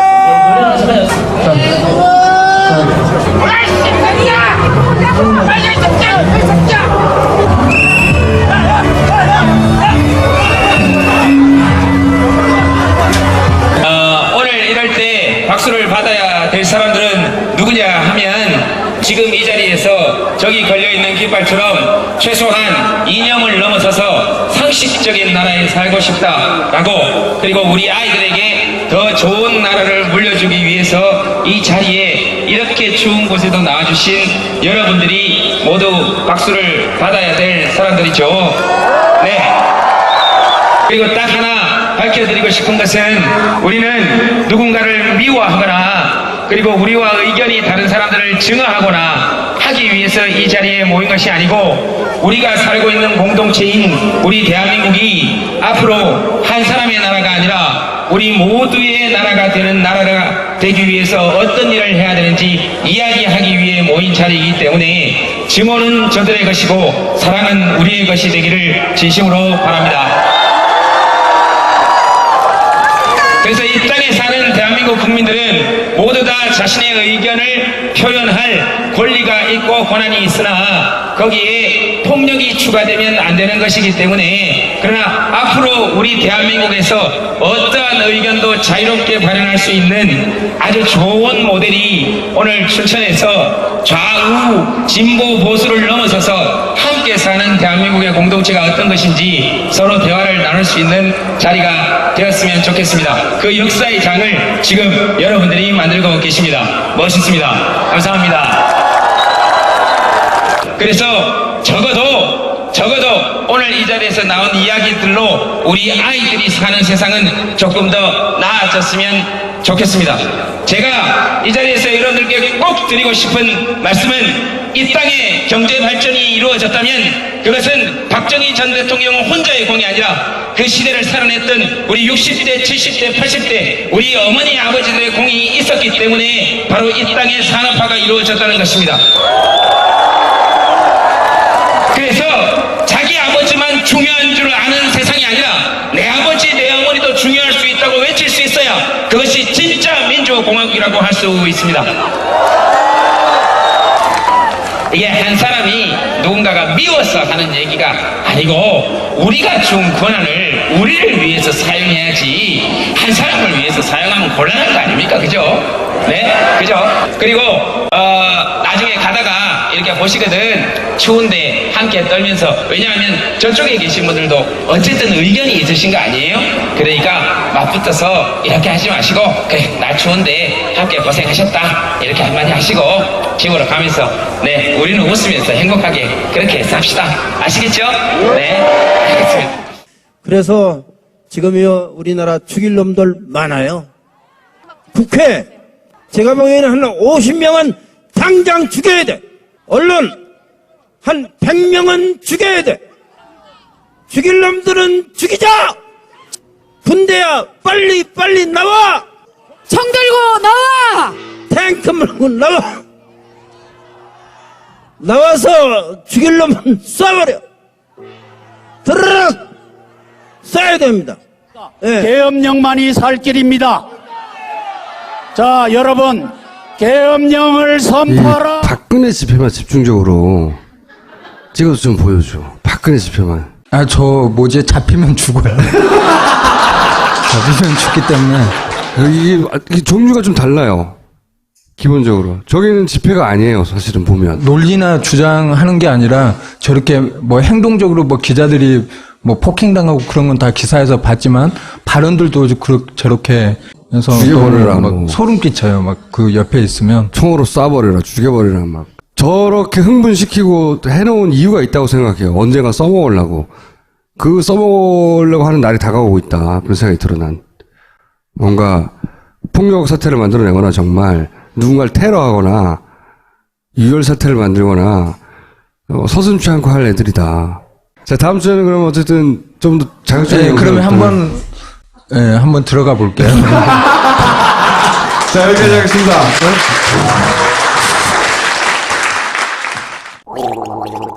엄마, 가글 했는데 입에서 뭐가 나왔어. 그거 올리덴탈 체크 가글이라 그런겨. 지금 쓰고 있는 가글 사용 후 확인해 보셨나요? 무색소, 무알콜, 무계면 활성제의 올리덴탈 체크 가글은 쉽게 나온 입안의 이물질을 눈으로 확인할 수 있습니다. 딴지마켓에서 판매 중입니다.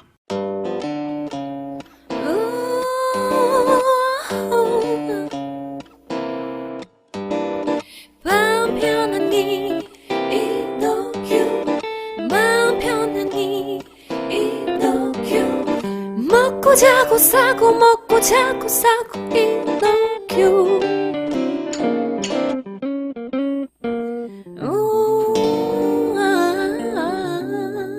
지금 딴지마켓에서 편안한 밤 이노큐를 만나보세요.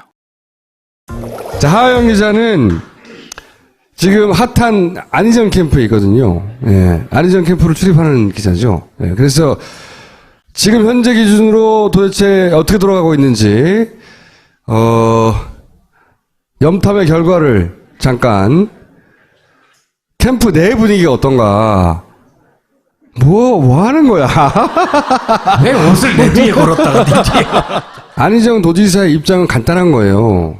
우리 이 방송에서 몇 번 했지만, 민주주의를 하자고 들면 다른 사람의 생각을 악으로 전제하지 마라. 그의 주장대로 그걸 선이라고 표현했죠. 표현을. 그의 주장대로 듣는 자세가 필요하다. 그리고 나서 그 의도 말고 그 과정에서의 불법을 나중에 단죄하면 된다. 이런 얘기예요.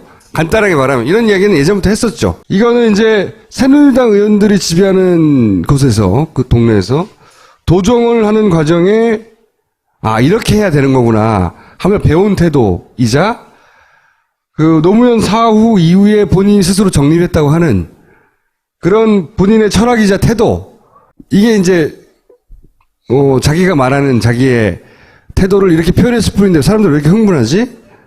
이런 거였어요. 첫 번째 반응은.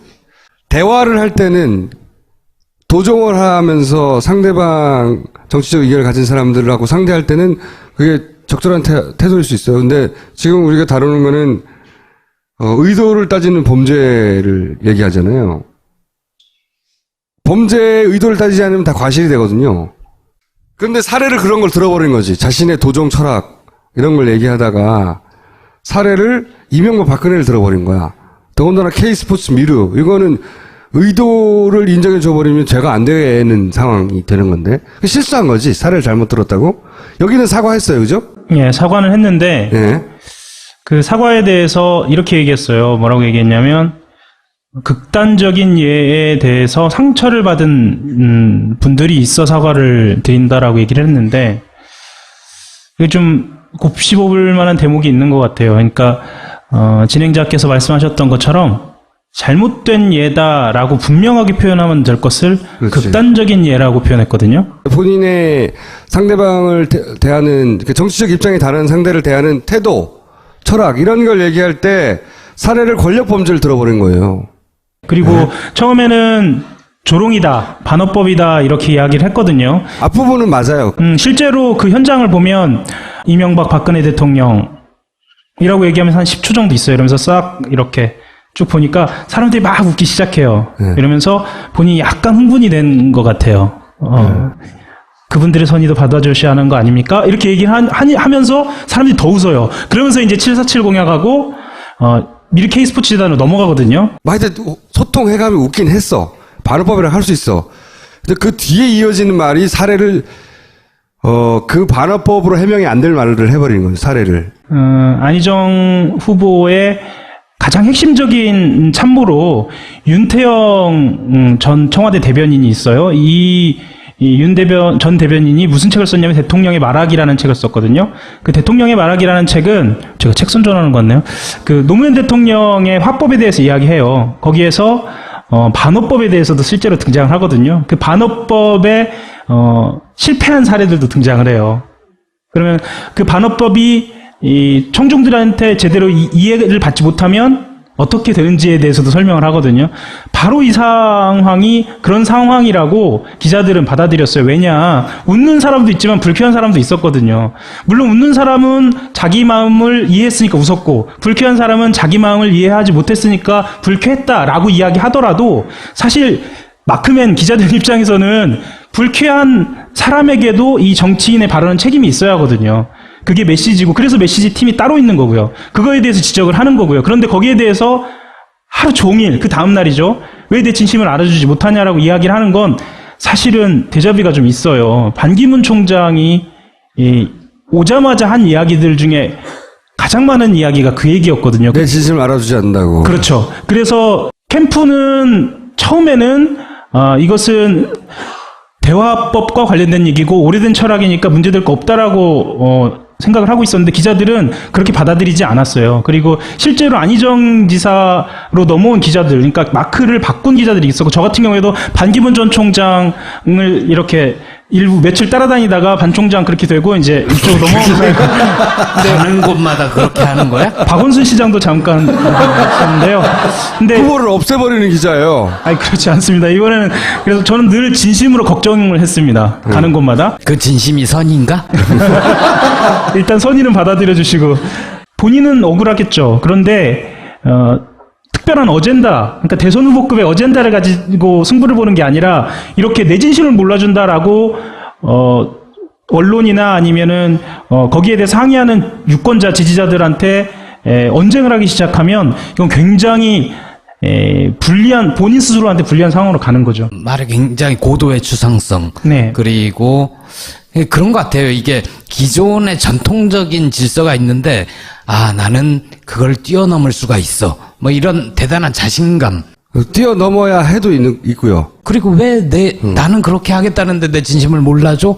뭐 이렇게 좀 원망하는 것까지. 사실 안희정 지사를 깊이 아는 사람들은 안 지사가 갖고 있는 어떤 헌신이라든가요, 2003년 이후에 본인이 이 참여정부에 대해서 갖고 있었던 마음, 헌신 이런 것들 때문에 지금 왜 그런지를 좀 이해를 하는 사람도 있어요. 특히나 옆에서 지켜보니까 노무현 전 대통령하고의 싱크로율이 굉장히 높아요. 예를 들면 복지에 대해서 이야기하면서 참여정부에서 발표했던 2030 계획이라든가 뭐 이런 거에 대해서 이야기하고, 대연정의 완성에 대해서 이야기하고, 최근에 꺼내들었던 그 남북 관계에 대한 이야기도, 남쪽에 개성공단과 같은 역개성공단을 만들자라는 이야기까지 요소마다 참여정부가 이룩하지 못했던 어떤 역사적 과업들을 자기가 실현한다라는 그런, 소명의식 같은 게 좀 있거든요. 그 문재인 전 대표는 친구지만 내가 큰아들이고 내가 완성할 거야.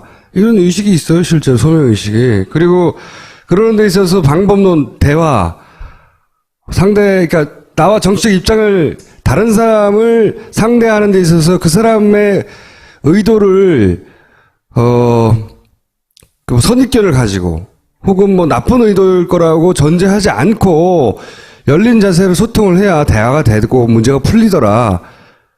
그래야 한다. 그런 경험과 그런 철학을 말한 거예요. 자기 도지사 경험도 거기 있을 그렇죠. 거예요. 왜냐하면 도의회가 새누리당이 다수였잖아요, 계속. 의도는 따지지 말고 결과적으로 죄가 있으면 따지면 된다고 하는 게 여기서는 안 맞는 거죠. 의도를 따져야 죄가 나오는 경우니까. 실제로 박근혜 대통령한테 들어간 돈이 없지 않느냐 이런 식으로 얘기를 하는 그렇죠. 사람도 있잖아요. 그래서 살을 잘못 들었다고 하면 되는데 그것도 깔끔하진 않아요, 제가 보기엔. 잘못을 인정하고 사과를 하는 때는 아주 적절한 시기에 적절한 방식으로 해야 되는데. 왜냐하면 억울함이 있어서 그래요. 자기는 나쁜 뜻으로 한 게 아닌데 억울함이 있는데, 나는 억울할 거 아니라고 보는 게, 그동안 본인의 언어가, 본인이 가진 특징이 대중들에게 그런 생각을 하게 만들어 왔다는 거거든요. 여기서 빵 터졌을 뿐이지 이 한 번으로 사람들이 이렇게 반응하는 게 아니기 때문에 억울해할 게 아니고, 뭔가 내 헌법은 혹은 메시지를 재검토해야 되겠는 걸 이렇게 고민을 할 때지 억울할 때가 아니거든요. 그러니까 대연정이나 사드 배치 논란부터 축적되어 온 게 맞죠. 그리고 그거에 대해서 분명하게 입장을 정해야 할 때임에도 불구하고 모호하고 추상적으로 이야기하면서 사람들이 이게 뭐지 이렇게 생각하게 할 때가 많았거든요. 그래서 사실 이번 상황이 터진 거고요. 안 지사 쪽에서 가장 억울해한 지점이 이 지점이에요. 어떤 지점이냐면 여기서 얘기하는 것처럼 사례를 잘못 들었다라고만 얘기하면 바로 받아들였겠는데, 본인은 선의에 대한, 그러니까 대화법에 대해서 공격을 받았다라고 생각을 하는 거예요. 자기가 사례를 잘못 받았으니까 그것까지 공격을 당하는 거지. 네. 그런데 그럼에도 불구하고 이런 이야기 가지고 이렇게 공격을 전체적으로 대화법을 가지고 이야기를 하고 거기에 대해서 안희정 지사에 대해서 그것이 잘못됐다라고 이야기하는 상황 자체가 사실은 본인들한테 불리하다는 거를 조금 뒤늦게 깨달은 것 같아요. 한편으로는 난 좀 웃겨요. 우리나라 정치사에서 이렇게 이런 거 가지고 논쟁이 이런 적이 있었나. 선이야. 아니야, 나의 대화법일 뿐이야. 막 통섭만 나오고 손석희 사장이 통섭인가요? 이런 얘기 한다는 게 대선 후보하고 웃겼어요, 나는. 웃겨서 재밌기도 했는데, 근데 저는 이게 이제 그 캠프 내에 있는 착시도 영향을 줬다고 봐요. 뭐냐면, 이 급속도의 지지율 상승이 첫 번째로는 반기문의 공백 때문이고, 이건 주어진 조건이죠. 외부에서. 자기들이 만들어낸 게 아니에요. 또 하나는 보수의 뽐뿌질이 있어요. 분명히 있었어요. 종편에서 엄청난 뽐뿌질을 했어요. 그리고 세 번째가 애초에 안희정이 가지고 있는 자질이나 이미지나 또는 화법이나 이 세 가지가 합쳐진 거거든요. 근데 그 중에서 보수의 뽐뿌질 같은 건 인정하기 싫을 거예요. 그리고 애초에 안희정이 가지고 있는 자질, 이걸 크게 보겠죠. 하지만 골고루 작용한 거예요. 그게 크다고 믿고 싶은 게 아니고요. 그게 전부라고 생각을 하고 있죠. 그게 큰 착시를 불러일으키는 거죠. 그게 소신이라고 얘기를 하고요. 그러니까 그 소신이 드디어 사람들이 알아보고 나를 찾아주고 통했구나. 내가 오랫동안 그게 안 통했는데 이거는 착각이거든요. 여기서부터는 제 느낌을 말씀을 드리자면 그 선의로 대화하자라고 하는 데에서 이 선의는 참여정부 시절의 자기를 얘기하는 것 같기도 해요. 그러니까 참여정부 시절의 자기, 그리고 싱크로율이 매우 높았던 동지죠. 노무현 전 대통령. 그 사람이 갖고 있었던 선의가 그 당시 받아들여지지 못했던 것. 그러니까 어떻게 보면 미래형은 아니죠. 그런 느낌도 좀 들어요. 왜 이렇게 저렇게 선의에 집착할까라고 생각을 해보니까, 그리고 이렇게 보면, 우연일지는 모르겠으나, 지금 현재 캠프의 핵심들이 금강팀이라고 불리우는 사람들이거든요. 그분들이 어떤 사람들이냐면, 참여정부 시절에 핵심적인 청와대 보좌진들이에요. 2002년 민주당 경선 당시에 그렇죠. 금강빌딩에서 보좌를 했던 사람들. 맞습니다. 예. 당시에 또 출입기자. 네, 출입기자셨고요. 지금 저처럼 그럼 15년 뒤에 이 모습인가요? 뭐 대단히 뭐가 이렇게 망가지냐 이런. 그 캠프에 보좌하는 사람들과 캠프를 이끄는 리더, 그러니까 안희정 지사와 그런 감정적 교감, 아주 오래된 감정적 교감을 주고받고 있는 것 같아요. 실제로 그러니까 이제 이 캠프에는 네. 한마디로 트라우마가 있어요. 모두가 트라우마가 있지. 이 캠프를 관통하는 트라우마가 노무현이라는 트라우마가 있어요. 있는데 저는 어쨌든 후보의 철학만으로 여기에 도달했다 하고 믿는 순간부터 그 선을 넘어가게 돼 있다고요. 선을. 그러니까 이걸 캠프에 있는 사람이 후보를 말려서 될 일은 아니에요. 후보는 아무도 말릴 수가 없어요, 원래. 후보 스스로가 선을 그어야 되는 거거든요, 원래. 사실 지금 말씀하셨던 것처럼 트라우마라고 저는 표현하고 싶진 않고요. 실제로 그 캠프로 올라가 보면 굉장히 막 이글이글 타오르는 그런 느낌이 있어요. 힘 같은 게 있어요. 그게 트라우마에서 나올 수도 있어요. 근데 오늘 관훈 토론에서 또 같은 얘기를 했다는 건 전략 수정 없이 그냥. 근데 그거는 지지율이 꺾일 때 깨닫기 시작해요. 어느 순간. 지지율이 올라갈 때는 절대 깨달을 수가 없어요. 지지율이 이제 꺾이고, 이 지지율이라는 게 무서운 거예요. 지금 지지율은. 이재명 시장이 17%, 18% 찍을 때 90% 넘을 것 같았죠. 꺾이는데 한순간이었잖아요. 안희정 도지사 똑같아요. 본인들은 그렇게 생각하지 않을지 모르겠지만, 한순간이에요. 허망하게 사라질 수 있다는 걸 깨달아야 되는데, 그 선을 들락날락 하다가 확 무너질 수 있거든요. 그래서 하여튼, 그리고 억울할 게 아니라는 것도 있고.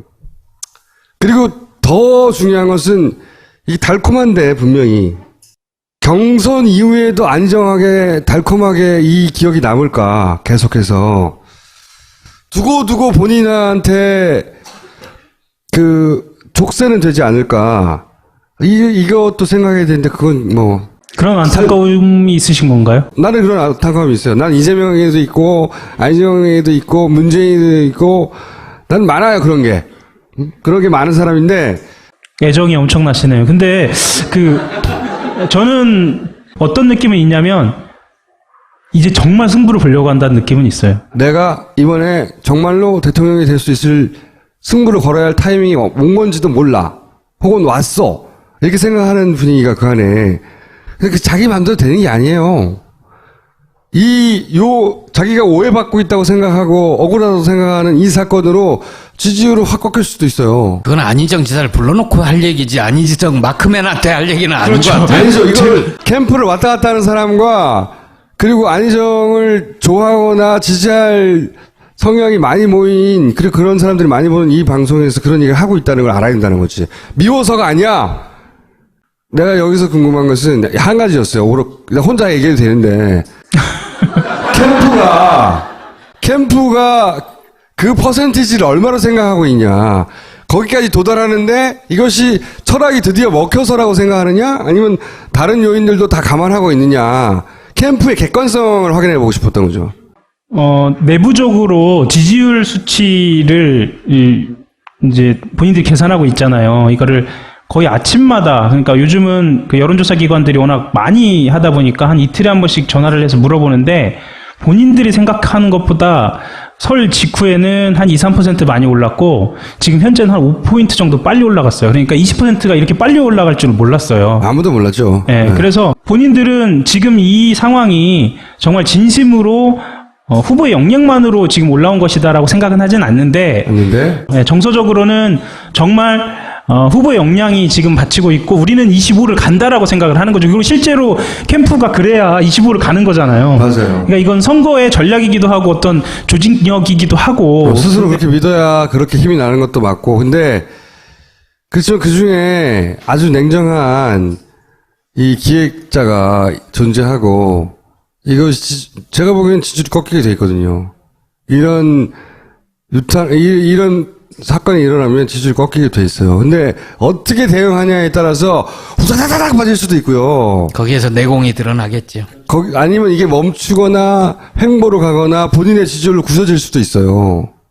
그거는 앞으로 하게 달리는데 그게 캠프가 가진 객관성이 얼마이냐에 따라 달려있길래 한번 물어보고 싶었던 거지. 캠프 분위기보다 요즘 그 마크맨들이 그러니까 기자들이 제일 많이 물어보는 것 중에 하나가 이제 제로섬 게임이 시작됐다. 그래서 차별화 전략이 뭐냐라고 물어보거든요. 문재인 전 대표, 그러니까 2위 주자하고.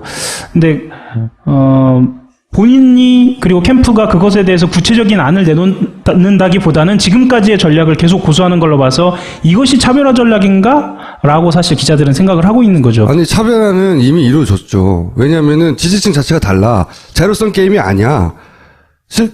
당 안에서의 제로섬 게임이 아니고 안희정 도지사는 민주당을 평생 쳐다보지 않았던 사람들까지 다 긁어가지고 민주당도 나쁘진 않네 생각에 만든 공이 있어요. 그래서 민주당 지지율 50% 이상 넘어가게 만든 공이 있다니까? 안희정 도지사가 만든 거예요. 그러니까 민주당 대세론을 만드는데 기여한 거지. 근데 나는 그게 중요한 게 아니고 이 양반들이 정말로 냉정하게 자기를 보고 있느냐 이게 궁금한 건데 왜냐면 그렇게 보고 있지 않으면 어느 순간 한순간에 무너지거든요. 냉정하게 보고 있다고 얘기하고 가자고. 네. 아주 냉정하게 보고 있고요. 특히 이 호남에서 그리고 수도권에서 본인들이 조종기를 겪을 거라는 것을 아주 냉정하고 차갑게 보고 있습니다. 그리고 김어준 총수만이 아니라 저도 애정이 있다는 걸 알아주십시오. 캠프에서 너무 미워하지 마시고요. 정말 애정이 있습니다. 오늘 여기까지 하겠습니다. 감사합니다.